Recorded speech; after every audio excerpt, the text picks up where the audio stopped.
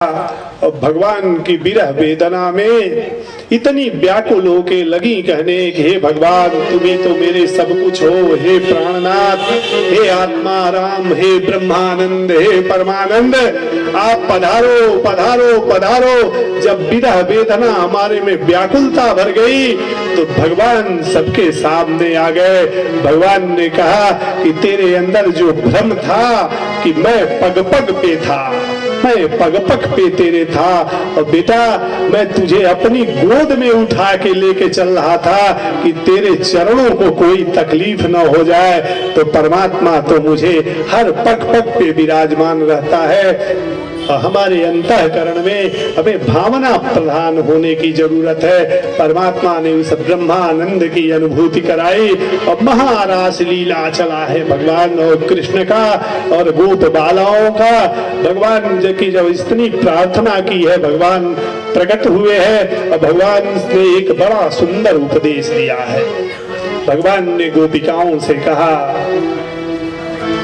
भगवान ने गोपिकाओं से कहा कि तुम लोगों ने अपने पतियों से, अपने घर वालों से आज्ञा लेके इस यमुना के तट पर आई कि वैसे आ गई। देखो भगवान परीक्षा ले रहे हैं उन लोगों की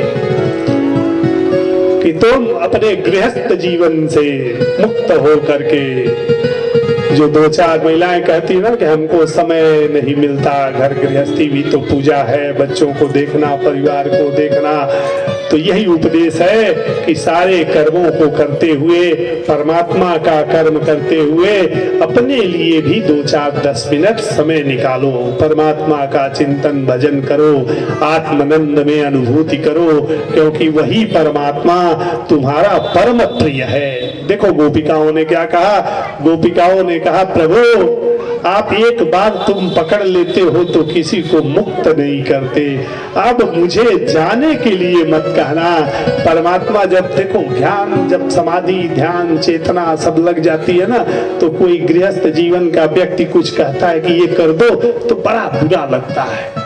वही भगवान उसको पुष्ट कर रहे हैं। भगवान ने कहा कि तू अपने दैनिक जीवन से उससे विमुख होके आई, तुम्हें तो अपने पति, अपने परिवार लोगों से आज्ञा लिया कि नहीं लिया। जब इतना गोपिकाओं ने सुना, गोपिकाओं ने कहा कि प्रभु जयति तेधिकम जन्मना ब्रजा, यह जन्म जो ब्रज में मेरा हुआ, अब परमात्मा आपका जो सानिध्य और वो न मिले तो कैसे हम रह सकते हैं। यह जो मेरा शरीर रूपी ब्रज धाम है, इसमें आप आत्मानंद के रूप में परमात्मा विराज हो, वह पति, वह परिवार, वह बच्चा तो इस जन्म का पति है, इस जन्म का भर्ता है, लेकिन तू तो जन्म जन्मांतरों का पति हो, तो ये बताओ कि मुझे कहाँ जाना चाहिए। भगवान ने समझ लिया कि ये मेरे भक्त अब मेरे सन्निधि को प्राप्त हुए। भगवान ने सबके साथ रास लीला रचाई और भगवान ने कहा, और उसके बाद कहा कि देखो हम तुम्हारे पास आते हैं जाते हैं, तो देखो वियोग में ही संयोग होता है। जैसे कोई कितना हो प्रिय व्यक्ति हो, वो 1-2 साल 4 साल 10 साल मुझसे दूर रहा हो, हम तो जन्म लिए हैं तब से परमात्मा को ढूंढ रहे हैं, जब से जन्म लिए हैं इतने बड़े हो गए, तब से कुछ लोग कई जन्मों ढूंढते रह जाते हैं। लेकिन आप डरो नहीं, भगवान का चित्त में वास करो, परमात्मा अवश्य अंते मरणा जन्म जन्म मुनि जतन कराही अंतराम मुख यावत नाही। ऐसा संयोग कर जाओ कि 2-2 मिनट में उसके वियोग में ही संयोग होते होते अंते प्रभु पाद वक्षम, अंत में परमात्मा ही शेष रह जाए। यह जो पति पुत्र जितना है, यह से विरक्ति मिल जाए और परमात्मा के चिंतन में समाधि लग जाए तो फिर आनंद ही आनंद है। यह समझाया कि जो कितना हो प्रिय व्यक्ति हो आपके पास आ जाए तो आप 2-4 मिनट 2-4 दिन उसके आगे पीछे घूमोगे तो फिर उसमें कहोगे ठीक है तुम बैठो, हम थोड़ा अपना काम करके आ जाते हैं। तो परमात्मा ने जब जो दूर रहता है उसे ज्यादा उसकी चिंता होती है। तो परमात्मा इसीलिए तुमसे, तुम्हारे में होते हुए भी तुमसे दूर है। दृश्य नहीं है कि उसको देख लो तो तुम उब जाओगे, एक ही कार्य करते करते ऊब जाते हो। इसीलिए परमात्मा ने कहा कि जो मेरे पास आओगे हर चिंतनों से विमुक्त होते, 2-4-10 मिनट तुम कुछ नहीं कर पाते हो, स्नान ध्यान करके आंख बंद करो, अब परमात्मा का कीर्तन नाप करते करते अपने चित्त अंतःकरण में उस परमात्मा का दर्शन करो। होगा किसी दिन मन क्लांत रहेगा, घर गृहस्थी अनेक तरह के प्रपंचों से, तो परमात्मा दर्शन नहीं होगा, लेकिन धीरे धीरे करते करते किसी क्षण के लिए परमात्मा का ध्यान लग गया तो मन गदगद हो जाएगा और महीनों के लिए लगेगी कि मुझे बहुत बड़ी एनर्जी मिल गई कि जो मैं परमात्मा के सन्निधि में था।